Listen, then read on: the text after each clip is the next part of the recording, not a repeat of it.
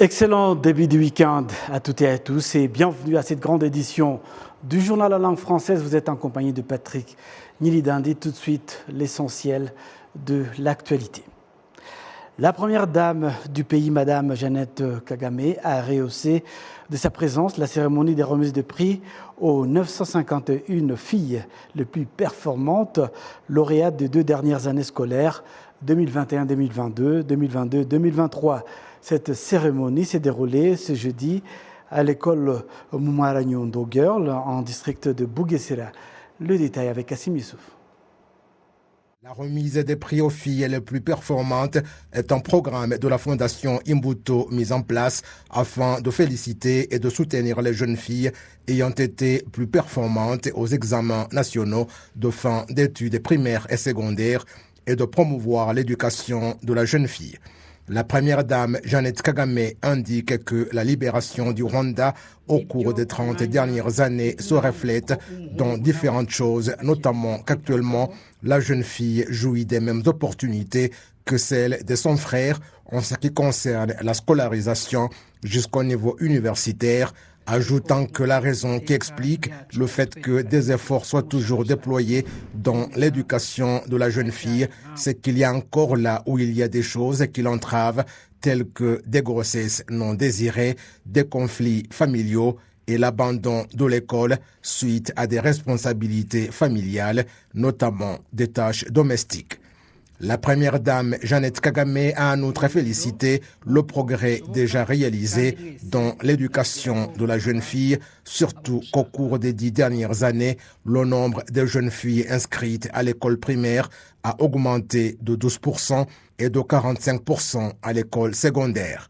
La première dame a encouragé les jeunes filles à faire preuve de détermination dans leurs études et œuvrer pour l'excellence dans tout ce qu'elles font. La première dame, Jeannette Kagame, a en outre demandé à ces jeunes filles à ne pas être passives face aux atrocités commises, mais plutôt prendre les devants pour œuvrer en vue d'un bon changement pour le développement du Rwanda. Elle leur a rappelé de combattre des activités telles que la consommation des drogues, surtout les produits alcoolisés, soulignant que l'alcool n'est pas fait pour les jeunes et a exhorté ces jeunes à conjuguer les efforts pour lutter contre la consommation des drogues et les a encouragés à aider celles qui sont concernées à se tirer de cette situation. La directrice de l'école Maragnondo Girls, dans son mot d'accueil, a exhorté les jeunes filles à étudier avec courage et leur a demandé d'être toujours caractérisées par la discipline exemplaire, car la bonne réussite résulte de différents facteurs, dont la détermination dans la révision des cours, la vision et la bonne discipline. La rétribution accordée aux lauréates du primaire et du premier cycle du secondaire comprend des certificats de mérite, du matériel didactique, des serviettes hygiéniques, des petits carnets et une enveloppe de 20 000 francs rwandais chacune pour qu'elles apprennent à temps la culture de l'épargne. Les lauréates du secondaire ont reçu des ordinateurs portables et une enveloppe de 50 000 francs chacune déposée dans un compte personnel ouvert à la banque de Kigali pour qu'elles commencent à s'habituer à l'épargne. Cette année, ce sont 951 filles les plus performantes dans tout le pays au cours des 2 dernières années scolaires 2021-2022 et 2022-2023 qui ont été rétribuées et particulièrement 212 par la première dame Jeannette Kagame et les 735 autres le seront dans leurs écoles respectives.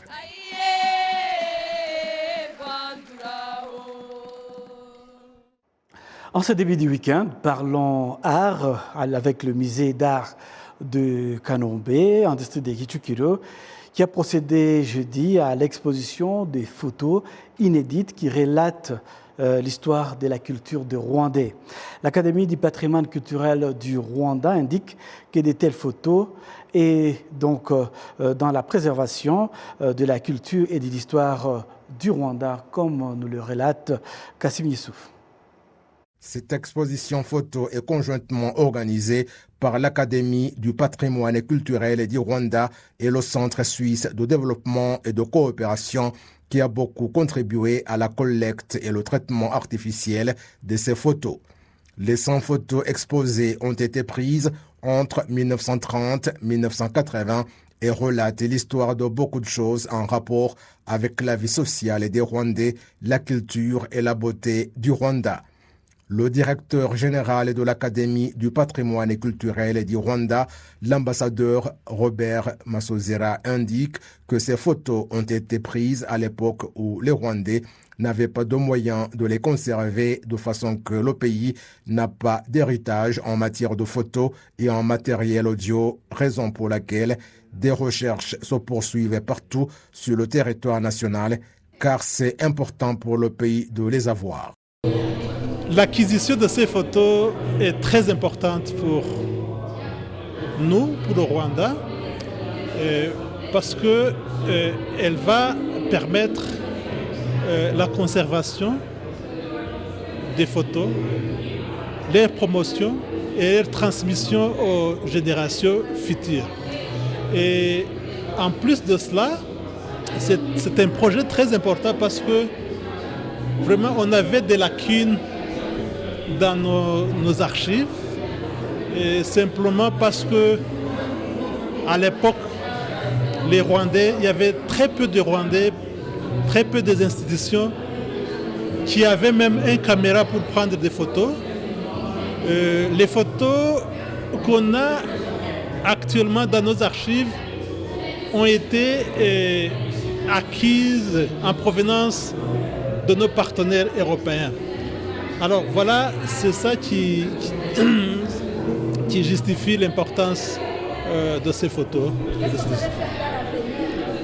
Alors dans l'avenir, c'est un projet qui commence mais qui se poursuit. Dans l'avenir, nous allons organiser des expositions de photos pareilles comme celle-ci. Mais en même temps, nous avons acquis aussi les capacités de numériser nous-mêmes les photos, d'acquérir nous-mêmes les photos, mais de les numériser et pour pouvoir les transmettre d'une façon digitale. Donc c'est ça qui est important, et c'est un projet vraiment très important en matière de conservation du patrimoine culturel, en l'occurrence le patrimoine documentaire.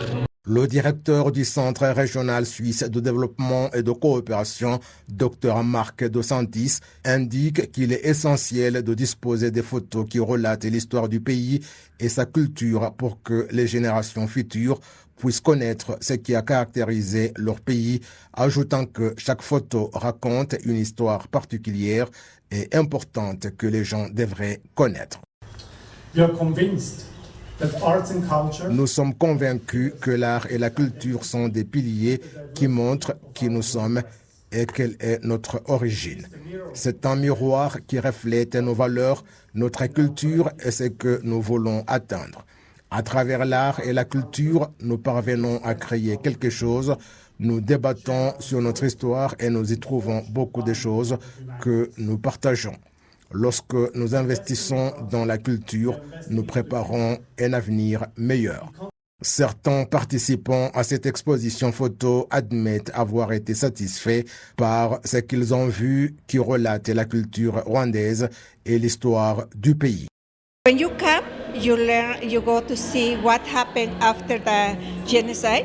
Lorsqu'on arrive pour la première fois dans ce pays, on voit ce qui a été fait après le génocide. Après que j'ai vu ces photos, j'ai pu comprendre comment était la vie avant le génocide. J'ai vu des belles photos qui vont aider notamment les jeunes et les adultes à comprendre la culture et leur histoire, car les connaître, ça permet de comprendre qui on est et on apprend beaucoup. L'Académie du patrimoine culturel du Rwanda indique qu'environ 3000 photos ont jusqu'à présent été collectées et seront exposées ultérieurement. Elle souligne cependant que des photos déjà rapatriées sont peu nombreuses par rapport à celles qui sont conservées dans des musées des pays surtout européens. Le ministère de la Santé indique que les maladies non transmissibles sont actuellement parmi les principales causes de mortalité dans le pays. Le ministre de la Santé, Dr Sabin Nsanzimana, a fait cette indication lorsqu'il a présenté au Forum national de concertation des formations politiques agréées la situation du secteur sanitaire au Rwanda. Tunezergue Bertrand nous fait le récit. Au moment où les décès suite aux maladies transmissibles sont passés de 80% dans les années 2000 à 23% aujourd'hui, ceux causés par les maladies non transmissibles sont à hauteur de 30%, taux qui ne cesse d'augmenter. Le ministre de la Santé, Dr Sabin Nsanzimana, affirme que cette situation est en rapport avec l'accroissement de l'espérance de vie des Rwandais, qui ne cesse d'accroître et que la longévité et le facteur alimentation font que beaucoup de gens sont affectés par des maladies non transmissibles. Le ministre Nsanzimana indique que des mesures ont été mises en place pour lutter contre ces maladies. C'est vrai qu'il y a les maladies non transmissibles qui augmentent, surtout c'est les 3 premières causes de mortalité au Rwanda, c'est le cancer, c'est le diabète et c'est aussi les maladies cardiovasculaires. Face à cette transition des maladies infectieuses vers les maladies non transmissibles, malheureusement les deux restent, même si les gens maintenant meurent beaucoup plus à cause des maladies non transmissibles. On doit changer les politiques, certaines politiques de santé. Mais premièrement, c'est la prévention avec le mode de vie. Qu'est-ce qu'on mange, qu'est-ce qu'on boit, comment est-ce qu'on bouge. Parce qu'avec l'état actuel des modes de vie qu'on voit parmi les enfants, parmi les adultes, on voit beaucoup plus des signes qui alertent sur une augmentation de beaucoup plus de maladies non transmissibles.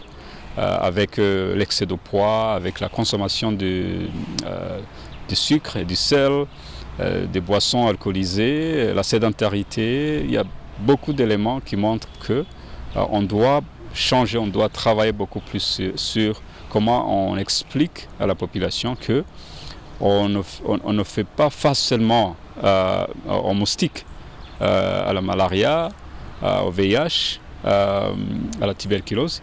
Il y a aussi ces autres pressions sur nos systèmes de santé, sur nos vies, qui vont sans doute nous affecter d'ici ou demain. Et la meilleure façon de traiter ces maladies, c'est de ne pas accepter que ces maladies arrivent, ou bien qu'ils arrivent quand on est prêt et qu'on les retarde le plus possible. Les statistiques du ministère de la Santé révèlent que le taux de mortalité infantile et des femmes pendant l'accouchement a considérablement diminué du fait de l'augmentation croissante du nombre de femmes qui maintenant donnent naissance dans des cliniques et hôpitaux spécialisés, ce taux passant de 26% en 2000 à 95% aujourd'hui. Le taux de femmes donnant toujours naissance à domicile est actuellement de 5% par rapport à 73% dans les années 2000. La sensibilisation et la vaccination contre l'hépatite ont fait que les décès suite à l'hépatite C passent de 4% il y a 4 années à 0,39% actuellement. Le ministre de la Santé, Dr Sabin Nsanzimana, dit aux membres des formations politiques agréées au Rwanda que le ministère de la Santé déploie davantage d'efforts actuellement dans l'accroissement du nombre des médecins, qui est encore faible, du nombre d'auxiliaires de santé également et dans la mise en place des infrastructures et matériels sanitaires modernes. Au cours de cette réunion, il a été aussi question de la politique et des mesures du gouvernement quant en vue de la prévention et la gestion de catastrophes naturelles. Le ministre en charge de la gestion des situations d'urgence, le général-major retraité Albert Morassira, a fait observer comment 55 personnes cette année ont été victimes de catastrophes naturelles et que de mesures préventives ont été mises en place. On a discuté sur la gestion des catastrophes, surtout comment faire la prévention, comment la politique du ministère est focalisée sur la gestion des catastrophes, et on a essayé de trouver des exemples et chaque parti politique devrait dire à ses membres comment la priorité doit être placée sur la prévention et gérer les catastrophes et la participation de chaque institution privée ou publique est de rigueur. Le ministère en charge de la gestion des situations d'urgence a aussi indiqué aux différents partis politiques agréés au Rwanda de tout faire pour travailler en synergie avec différents partenaires dans la gestion et la prévention d'éventuelles catastrophes naturelles au Rwanda. La société des distributions d'eau et assainissement WASAC, en sigle et en anglais, en collaboration avec l'agence japonaise des coopérations internationales JICA, a inauguré un projet de pipeline visant à approvisionner de l'eau potable à une population d'environ 450 000 habitants dans le secteur d'Nduba et Gisozi. Bertrand Tunezergue poursuit. La population bénéficiaire de ce projet se dit satisfaite car il va leur permettre d'améliorer leurs conditions de vie et de trouver une solution au problème des enfants qui abandonnent l'école pour aller puiser de l'eau dans la vallée au tarif de 300 francs rwandais le jerrycan. Avant que l'on puisse avoir accès à cette eau potable, les problèmes étaient récurrents. Les enfants étaient toujours en retard à l'école du fait d'aller chercher de l'eau qui était elle-même sale et où ils se bousculaient pour pouvoir avoir de l'eau. L'autre obstacle que nous rencontrions était au niveau financier. Le tarif était assez élevé et on était perturbé pour accomplir d'autres activités qui elles aussi nécessitaient de l'argent. En vérité, nous sommes très heureux de ce projet car avant nous considérions cela comme un rêve, étant donné qu'auparavant nous allions nous approvisionner en eau sale que nous trouvions dans des zones marécageuses. L'agence japonaise de coopération internationale a fait savoir qu'elle va continuer à appuyer WASAC dans le cadre du bon maintien de ses activités visant à trouver des solutions définitives aux problèmes d'approvisionnement en eau potable dans les secteurs de Nduba et Gisozi, où environ 450 000 ont maintenant accès à l'eau potable. Cette agence a aussi demandé à tout le monde d'y mettre du sien pour la préservation des tuyaux d'approvisionnement en eau. En effet, tout au long de ce projet qui a duré 3 ans, réalisé en partenariat avec WASAC, nous avons partagé toutes les connaissances nécessaires pour la construction des tuyaux de raccordement et nous sommes convaincus que ce projet trouvera l'attention des bénéficiaires. Le secrétaire permanent au ministère des Infrastructures, Fidel Habimana, revient sur le déroulement de ce projet. Concernant l'eau et l'assainissement, il y a de nouveaux changements qui se sont opérés surtout à WASAC, visant à mettre en place des branches dans chaque district afin que nous puissions augmenter les employés et permettre que WASAC puisse atteindre tous les coins et aussi préserver tout le système de raccordement d'eau. Nous avons parlé de tout cela et dans les réformes qui concernent WASAC, nous envisageons de mettre en place un organe particulier qui s'occupera de la préservation de ce système de raccordement. Le directeur général de WASAC, professeur Omar Munyaneza, indique que l'accès en eau potable est à 93% dans la ville de Kigali, mais qu'un autre projet d'une durée de 6 ans financé à hauteur de 275 millions de dollars par la Banque africaine de développement est en cours pour trouver des solutions définitives aux problèmes d'accès à l'eau potable sur tout le territoire national. La suite de cette édition, même si les problèmes de chômage de jeunes au cours des 4 dernières années s'évaluaient entre 20 et 26%, le Centre international de statistiques, connu comme World Data Lab en anglais, montre que pour le Rwanda, il sera ajouté plus de 800 000 jeunes entre 2021 et 2030 à ceux qui auront des opportunités d'emploi dans les domaines des constructions, technologies et industries. Cela représente une augmentation par rapport aux 15 et 18% précédents. Le détail avec Amandine Dikoumassab. Le développement de l'industrie, de la construction et de la technologie au Rwanda constitue une opportunité pour un grand nombre de jeunes qui sont généralement menacés par le chômage. J'ai commencé à construire alors qu'à la base, je n'avais pas de moyen de trouver un endroit où loger. J'ai acheté une parcelle et puis maintenant, je suis dans les travaux de construction.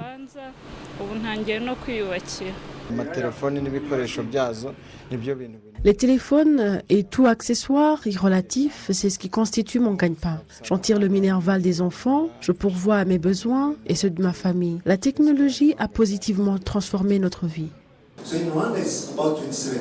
Selon l'Institut national des statistiques au Rwanda, pour le produit intérieur brut du pays, l'industriel a augmenté de 10% et les services technologiques de 35% en 2023. Le directeur général du World Data Lab souligne que pour le Rwanda, il sera ajouté plus de 800 000 jeunes entre 2021 et 2030 et que ces secteurs de l'industrie, de la technologie et de la construction auront de grandes opportunités. Rwanda is growing, it will grow. There's more urban areas, there's also more housing in rural areas. Tout d'abord, le Rwanda se développe en termes d'infrastructures en ville et dans les milieux ruraux. Ensuite, la jeunesse rwandaise a une capacité de travailler qui constitue pour cette jeunesse une opportunité d'effectuer des activités dans les industries. Et aussi puisque la jeunesse est majoritairement grande au Rwanda et en Afrique de l'Est, en termes de technologie, si ces jeunes avaient tous accès à l'Internet et aux smartphones, ils en tireraient profit. Ce qui est primordial, c'est d'avoir une connectivité et de savoir comment gérer tout ça. An influencer, then you can make money. But you need to be connected, you need to know how to manage your cell phone and beyond. L'Institut national des statistiques montre qu'au cours des 4 dernières années, le chômage des jeunes se situait entre 20 et 26% contre 15 à 18% auparavant. L'entrepreneur Uraineza Anita affirme que 110% de ses employés sont des jeunes qui effectuent parfaitement leur travail. Dans mes activités commerciales, j'ai plus de 100 employés dont 110% est constitué par la jeunesse. Donc les jeunes et les femmes font un excellent travail. J'encourage donc mes collègues entrepreneurs d'employer les jeunes et les femmes.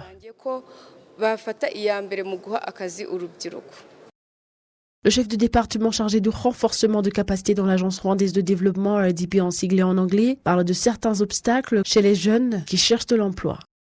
Le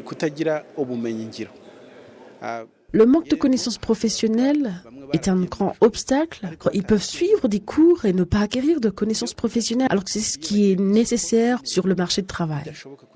En 2023, parmi 10 jeunes dans le monde, 2 d'entre eux se trouvaient en Afrique. Entre 2021 et 2030, le continent africain aura le plus grand nombre de jeunes car il comptera 130 millions de jeunes.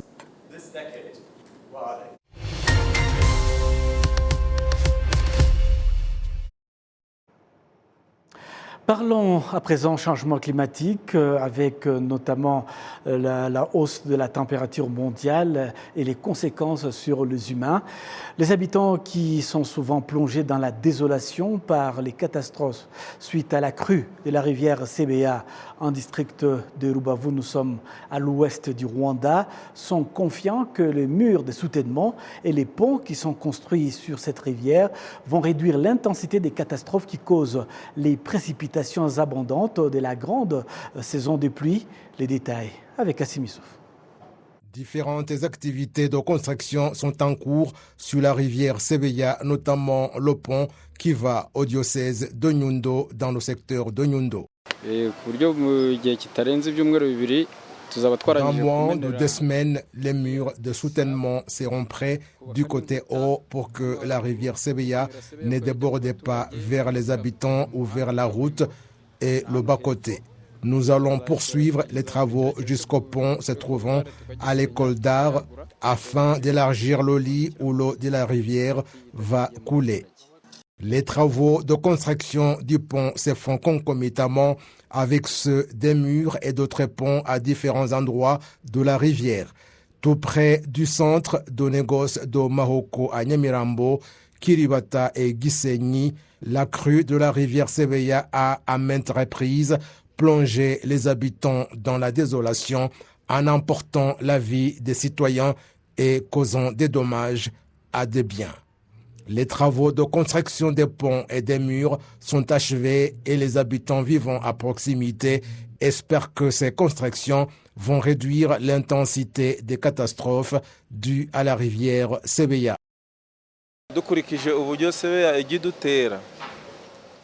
Si l'on tient compte de la manière par laquelle la rivière Sebeya nous plonge dans la désolation en passant par le pont, nous voyons que les travaux sont bien faits et nous demandons que le mur de soutènement soit davantage haut parce que c'est à la bifurcation où l'eau déborde et nous attaque.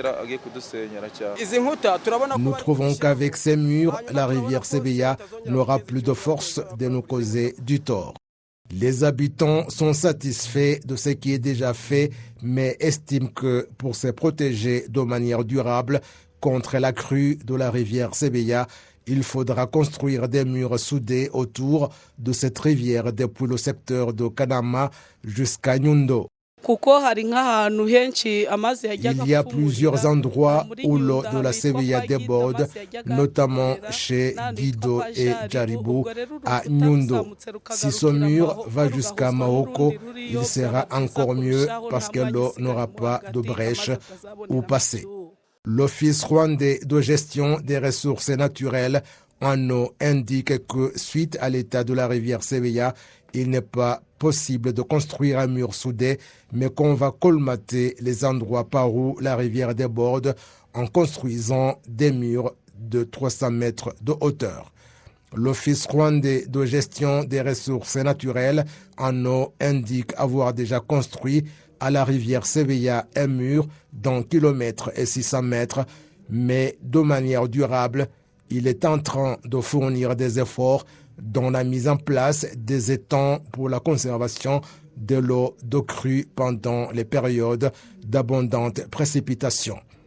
Tous les travaux construits jusqu'à présent à la rivière Sebeya pour faire face à la crue sont estimés à environ 7 milliards de francs rwandais. Ces infrastructures sont construites à la rivière Sebeya et à ses autres affluents tels que Bukeri, Karambo et Gisunyu. Un exemple à suivre pour de nombreuses jeunes filles et jeunes femmes du Rwanda. C'est donc avec cet élément que nous allons boucler complètement cette grande édition du journal à langue française. Au nom de toute l'équipe qui m'a accompagné tout au long de ce journal, je vous souhaite de passer un excellent week-end en notre compagnie.